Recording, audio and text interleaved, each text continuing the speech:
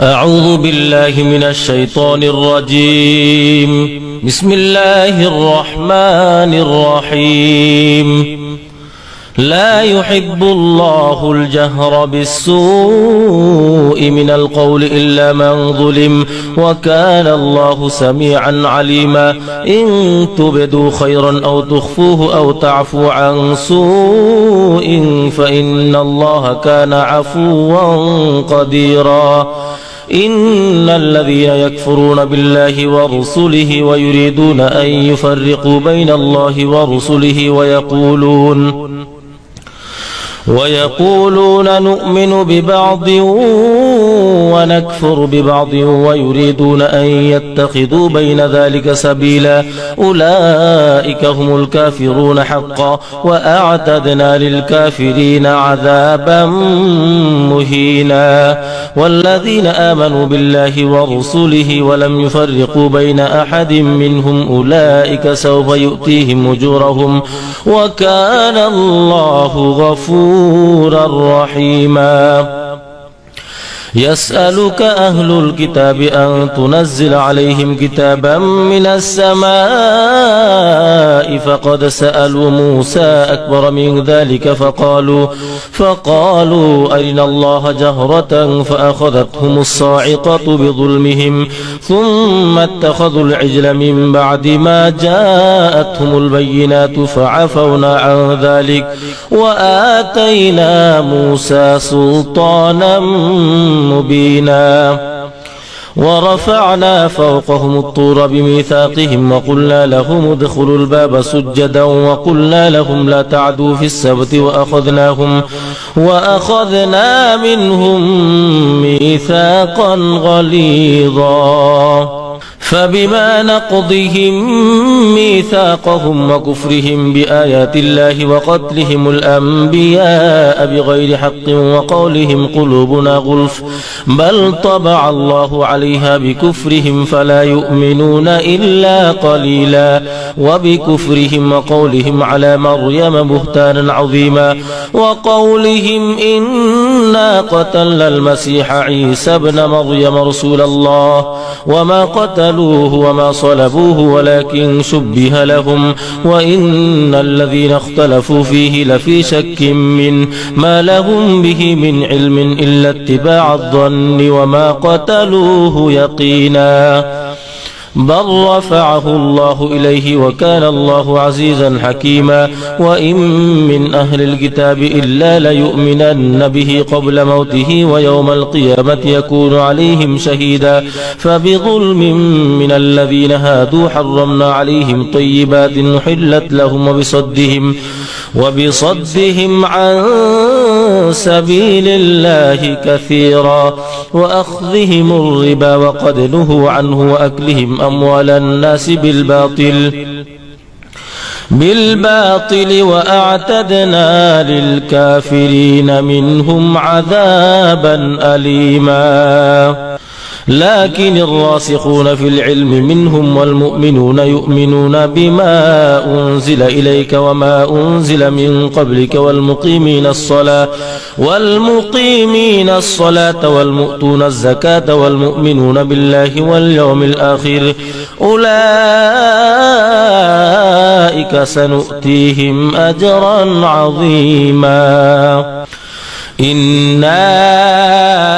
أوحينا إليك كما أوحينا إلى نوح والنبيين من بعده وأوحينا إلى إبراهيم وإسماعيل وإسحاق ويعقوب والأسباط وعيسى وأيوب ويونس وهارون وسليمان وآتينا داود زبورا ورسلا قد قصصناهم عليك من قبل ورسلا لم نقصصهم عليك وكلم الله موسى تكليما رسلا مبشرين ومنذرين لئلا يكون للناس على الله حجة بعد الرسل وكان الله عزيزا حكيما لكن الله يشهد بما أنزل إليك أنزله بعلمه والملائكة يشهدون وكفى بالله شهيدا إن الذين كفروا وصدوا عن سبيل الله قد ضلوا ضلالا بعيدا إن الذين كفروا وظلموا لم يكن الله ليغفر لهم ولا ليهديهم طريقا إلا طريق جهنم خالدين فيها أبدا وكان ذلك على الله يسيرا يا أيها الناس قد جاءكم الرسول بالحق من ربكم فآمنوا خيرا لكم وإن تكفروا فإن لله ما في السماوات والأرض وكان الله عليما حكيما يا أهل الكتاب لا تغلوا في دينكم ولا تقولوا على الله إلا الحق إنما المسيح عيسى بن مريم رسول الله وكلمته ألقاها إلى مريم روح منه فآمنوا بالله ورسله ولا تقولوا ثلاثة انتهوا خيرا لكم إنما الله إله واحد سبحانه أن يكون له ولد له ما في السماوات وما في الأرض وكفى بالله وكيلا لن يستنكف المسيح أن يكون عبدا لله ولا الملائكة المقربون ومن يستنكف عن عبادته ويستكبر فسيحشرهم إليه جميعا فأما الذين آمنوا وعملوا الصالحات فيوفيهم أجورهم ويزيدهم من فضله وأما الذين استنكفوا واستكبروا فيعذبهم عذابا أليما ولا يجدون لهم من دون الله وليا ولا نصيرا يا أيها الناس قد جاءكم برهان من ربكم وأنزلنا إليكم نورا مبينا فأما الذين آمنوا بالله واعتصموا به فسيدخلهم في رحمة منه وفضل ويهديهم إليه صراطا مستقيما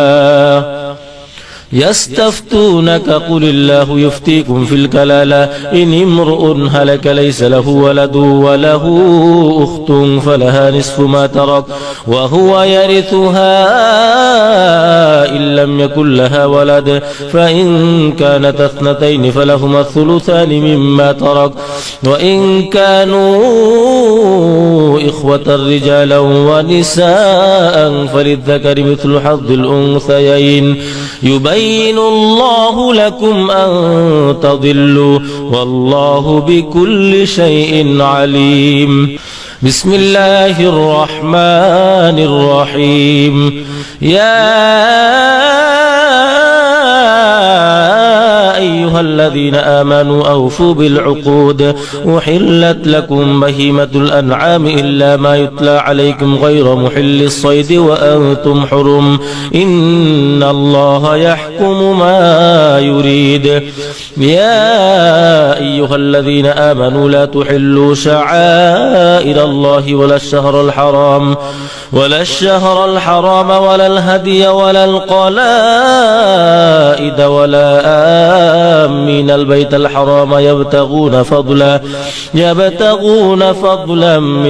من ربهم ورضوانا وإذا حللتم فاصطادوا ولا يجرمنكم شنآن قوم أن صدوكم عن المسجد الحرام أن تعتدوا وتعاونوا على البر والتقوى ولا تعاونوا على الإثم والعدوان واتقوا الله إن الله شديد العقاب حرمت عليكم الميتة والدم ولحم الخنزير وما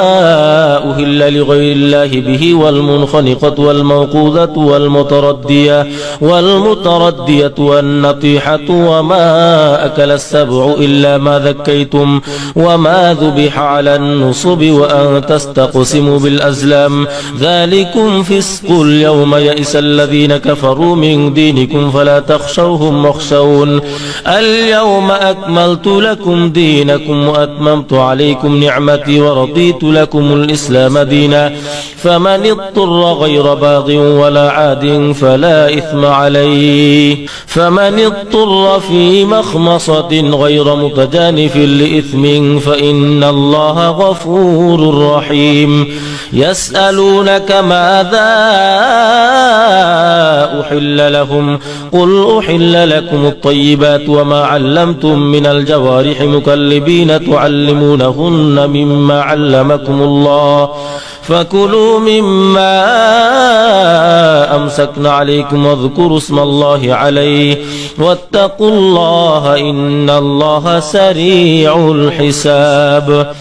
اليوم أحل لكم الطيبات وطعام الذين أوتوا الكتاب حل لكم وطعامكم حل لهم والمحصنات من المؤمنات والمحصنات من الذين أوتوا الكتاب من قبلكم إذا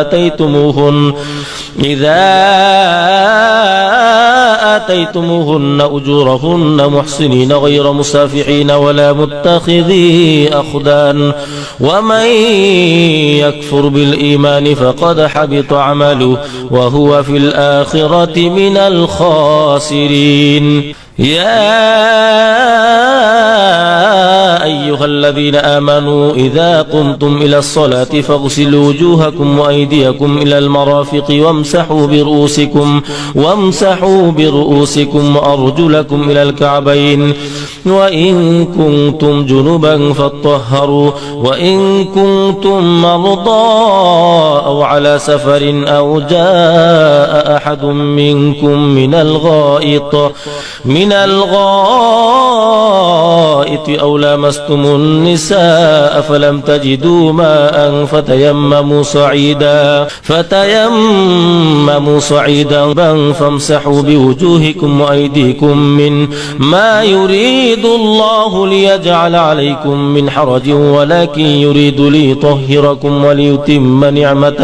وليتم نعمته عليكم ولعلكم تشكرون واذكروا نعمة الله عليكم وميثاقه الذي واثقكم به إذ قلتم سمعنا وأطعنا واتقوا الله إن الله عليم بذات الصدور يا أيها الذين آمنوا كونوا قوامين لله شهداء بالقسط ولا يجرمنكم شنآن قوم على ألا تعدلوا اعدلوا هو أقرب للتقوى واتقوا الله إن الله خبير بما تعملون وعد الله الذين آمنوا وعملوا الصالحات لهم مغفرة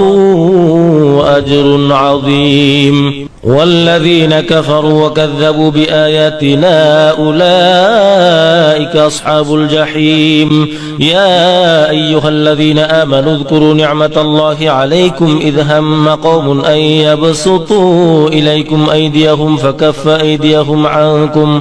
واتقوا الله وعلى الله فليتوكل المؤمنون ولقد أخذ الله ميثاق بني إسرائيل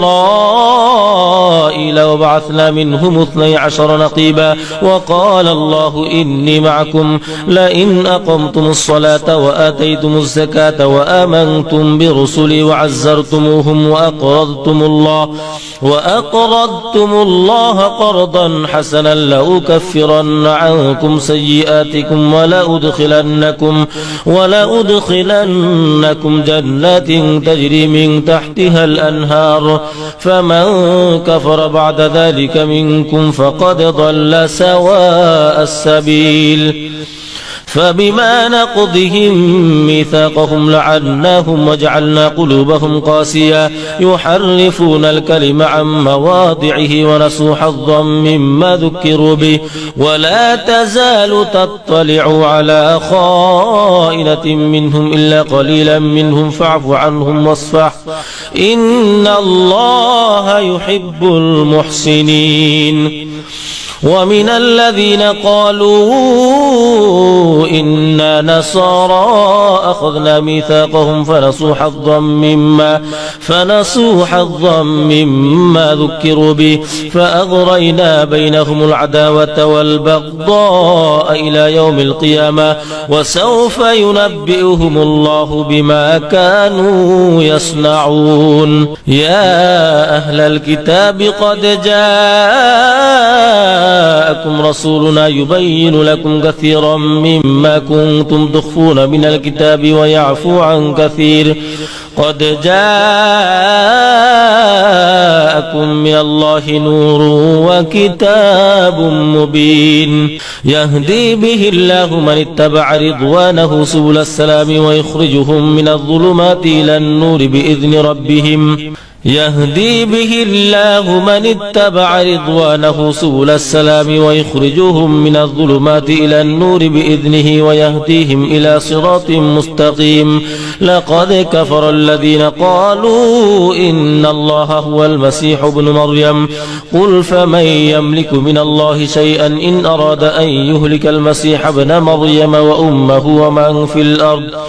وأمه ومن في الأرض جميعا ولله ملك السماوات والأرض وما بينهما يخلق ما يشاء والله على كل شيء قدير وقالت اليهود والنصارى نحن أبناء الله وأحباؤه قل فلم يعذبكم بذنوبكم بل أنتم بشر ممن خلق يغفر لمن يشاء ويعذب من يشاء ولله ملك السماوات والأرض وما بينهما وإليه المصير يا أهل الكتاب قد جاءكم رسولنا يبين لكم على فترة من الرسول أن تقولوا ما جاءنا من بشير ولا نذير فقد جاءكم بشير ونذير والله على كل شيء قدير وإذ قال موسى لقومه يا قوم اذكروا نعمة الله عليكم إذ جعل فيكم أنبياء وجعلكم ملوكا وآتاكم ما لم يؤت أحدا من العالمين يا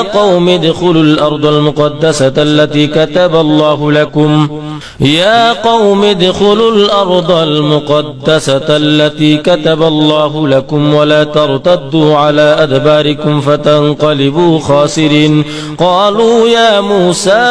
إن فيها قوما جبارين وإنا لن ندخلها حتى يخرجوا منها فإن يخرجوا منها فإنا داخلون قال رجلان من الذين يخافون أنعم الله عليهم ادخلوا عليهم الباب فإذا دخلتموه فإنكم غالبون وعلى الله فتوكلوا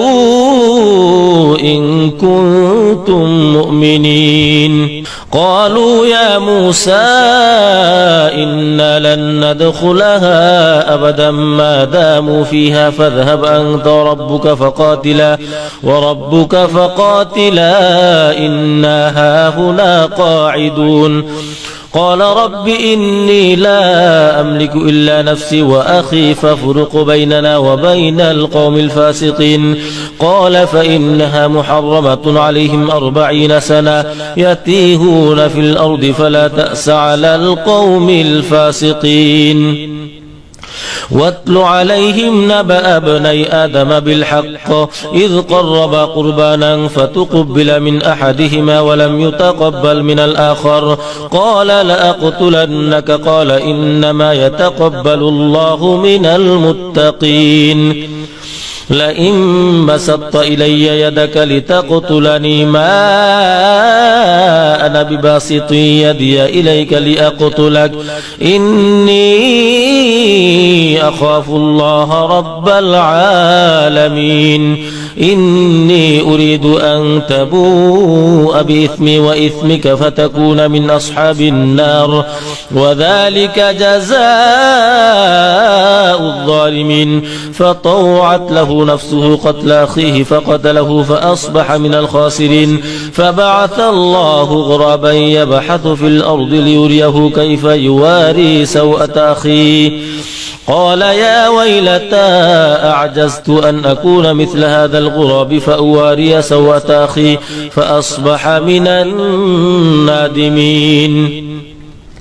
من أجل ذلك كتبنا على بني إسرائيل أنه من قتل نفسا بغير نفس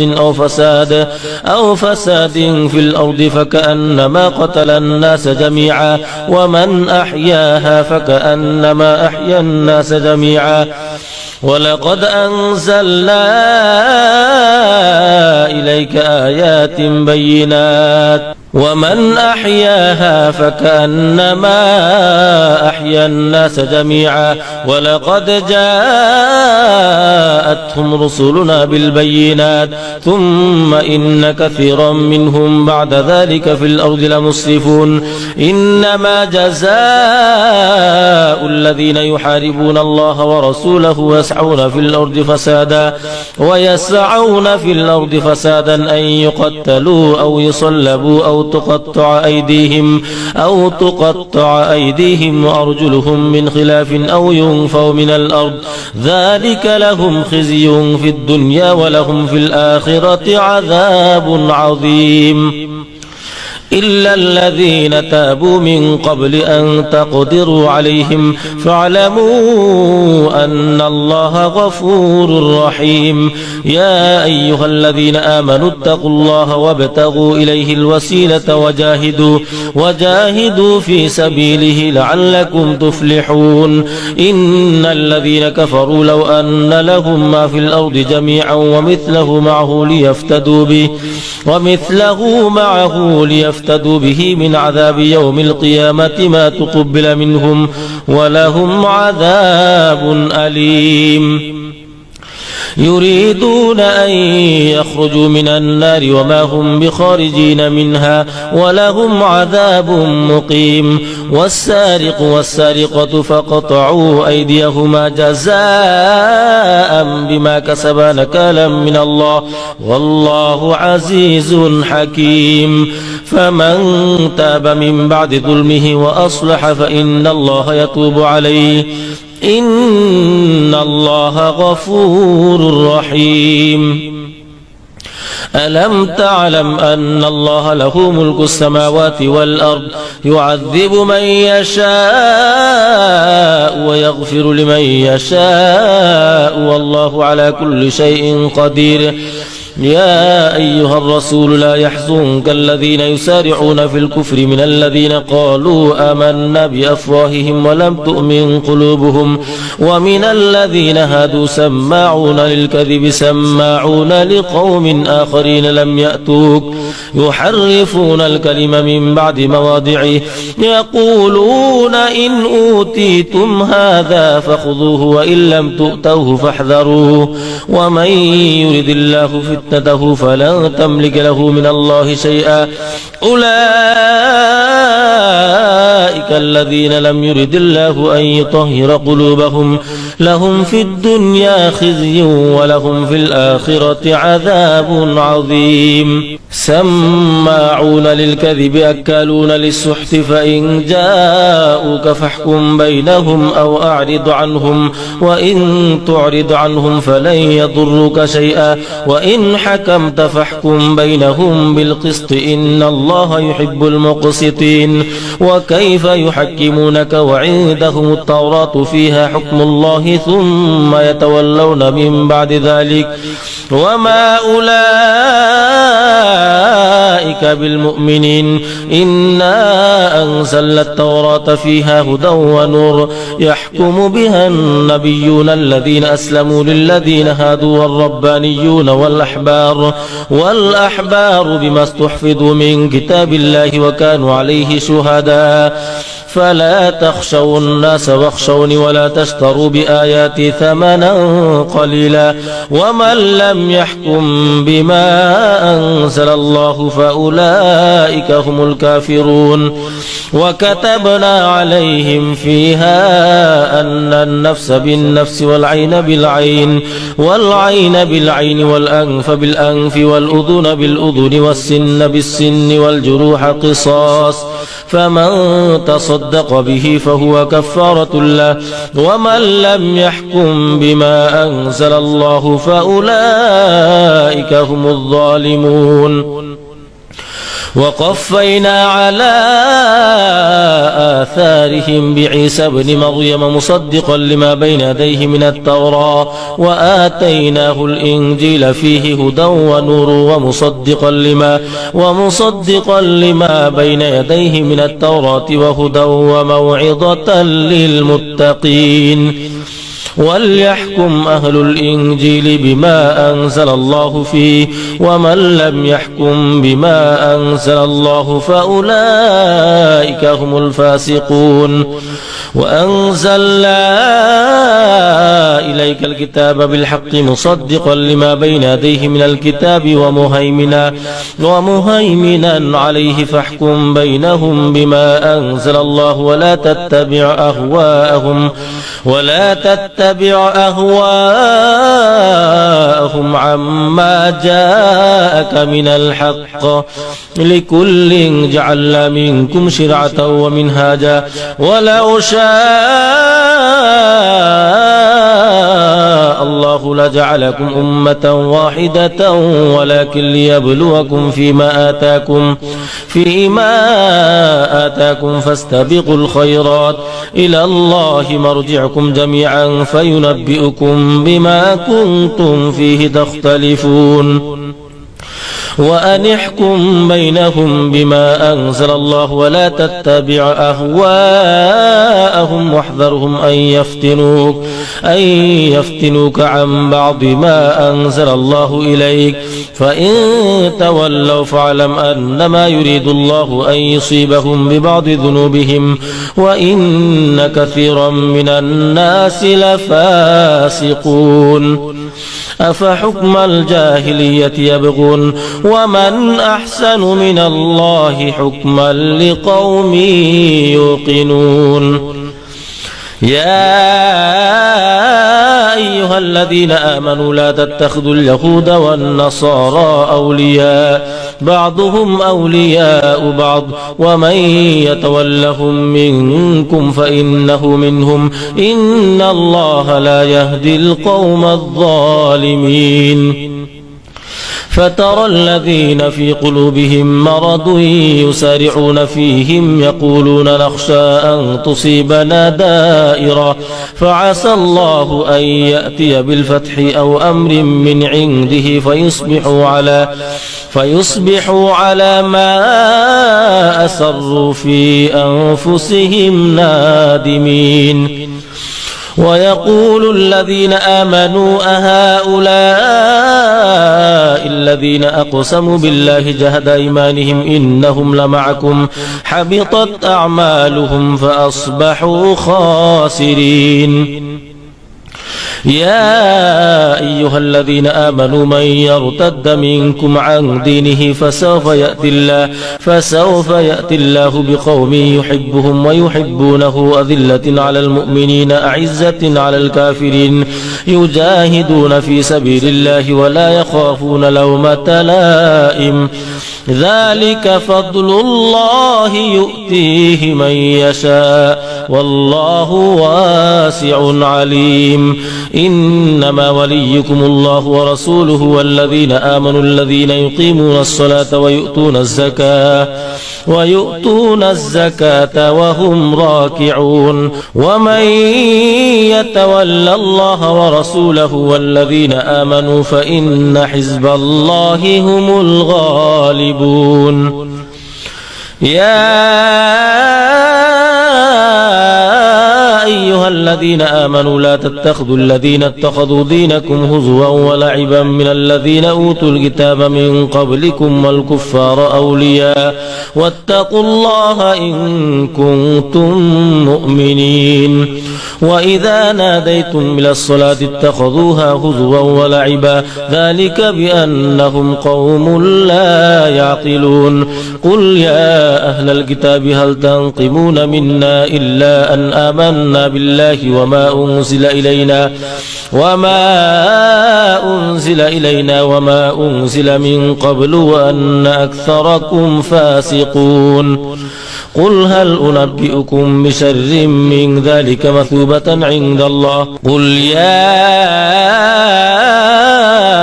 أهل الكتاب هل تنقمون منا إلا أن آمنا بالله وما أنزل إلينا وما أنزل من قبل وأن أكثركم فاسقون قل هل أنبئكم بشر من ذلك مثوبة عند الله من لعنه الله وغضب عليه وجعل منهم القردة والخنازير وعبد الطاغوت أولئك شر مكانا وأضل عن سواء السبيل يا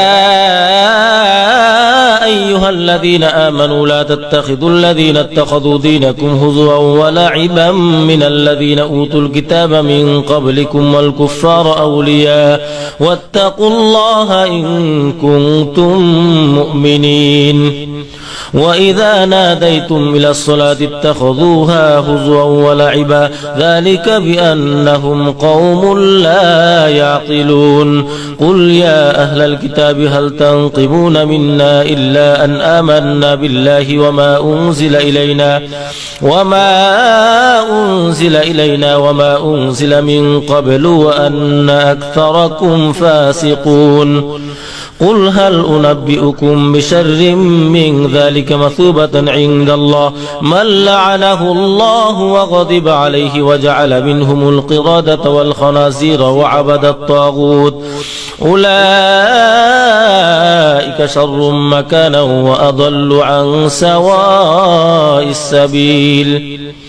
وإذا جاءوكم قالوا آمنا وقد دخلوا بالكفر وهم قد خرجوا به والله أعلم بما كانوا يكتمون وترى كثيرا منهم يسارعون في الإثم والعدوان وأكلهم السحت لبئس ما كانوا يعملون لولا ينهاهم الربانيون والأحبار عن قولهم الإثم وأكلهم السحت لبئس ما كانوا يصنعون وقالت اليهود يد الله مغلولة غلت أيديهم ولعنوا بما قالوا بل يداه مبسوطتان ينفق كيف يشاء ولا يزيدن كثيرا منهم ما أنزل إليك من ربك طغيانا وكفرا وألقينا بينهم العداوة والبغضاء إلى يوم القيامة كلما أوقدوا نارا للحرب أطفأها الله ويسعون في الأرض فسادا والله لا يحب المفسدين ولو أن أهل الكتاب آمنوا واتقوا لكفرنا عنهم سيئاتهم ولأدخلناهم جنات النعيم ولو أنهم أقاموا التوراة والإنجيل وما أنزل إليهم من ربهم لأكلوا من فوقهم ومن تحت أرجلهم منهم أمة مقتصدة وكثير منهم ساء ما يعملون يا أيها الرسول بلغ ما أنزل إليك من ربك وإن لم تفعل فما بلغت رسالته والله يعصمك من الناس إن الله لا يهدي القوم الكافرين قل يا أهل الكتاب لستم على شيء حتى تقيموا التوراة والإنجيل وما أنزل إليكم من ربكم ولا يزيدن كثيرا منهم ما أنزل إليك من ربك طغيانا وكفرا فلا تأس على القوم الكافرين إن الذين آمنوا والذين هادوا والصابئون والنصارى من آمن بالله واليوم الآخر وعمل صالحا فلا خوف عليهم ولا هم يحزنون لقد أخذنا ميثاق بني إسرائيل وأرسلنا إليهم رسلا كلما جاءهم رسول بما لا تهوى أنفسهم فريقا كذبوا وفريقا يقتلون وحسبوا ألا تكون فتنة فعموا وصموا ثم تاب الله عليهم ثم عموا وصموا كثير منهم والله بصير بما يعملون لقد كفر الذين قالوا إن الله هو المسيح ابن مريم وقال المسيح يا بني إسرائيل اعبدوا الله ربي وربكم إنه من يشرك بالله فقد حرم الله عليه الجنة ومأواه النار وما للظالمين من أنصار لقد كفر الذين قالوا إن الله ثالث ثلاثة وما من إله إلا إله واحد وإن لم ينتهوا عما يقولون ليمسن الذين كفروا منهم عذاب أليم أفلا يتوبون إلى الله ويستغفرونه والله غفور رحيم ما المسيح ابن مريم إلا رسول قد خلت من قبله الرسل وأمه صديقة كان يأكلان الطعام انظر كيف نبين لهم الآيات ثم انظر أنا يؤفكون قل أتعبدون من دون الله ما لا يملك لكم ضرا ولا نفعا والله هو السميع العليم قل يا أهل الكتاب لا تغلوا في دينكم غير الحق ولا تتبعوا أهواء قوم قد ضلوا من قبل وأضلوا كثيرا وضلوا عن سواء السبيل لعن الذين كفروا من بني إسرائيل على لسان داود وعيسى بن مريم ذلك بما عصوا وكانوا يعتدون كانوا لا يتناهون عن منكر فعلوه لبئس ما كانوا يفعلون ترى كثيرا منهم يتولون الذين كفروا لبئس ما قدمت لهم أنفسهم أن سخط الله عليهم وفي العذاب هم خالدون ولو كانوا يؤمنون بالله والنبي وما أنزل إليه ما اتخذوهم أولياء ولكن كثيرا منهم فاسقون لتجدن أشد الناس عداوة للذين آمنوا اليهود والذين أشركوا ولتجدن أقربهم مودة للذين آمنوا الذين قالوا إنا نصارى ذلك بأن منهم قسيسين ورهبانا وأنهم لا يستكبرون صدق الله العظيم.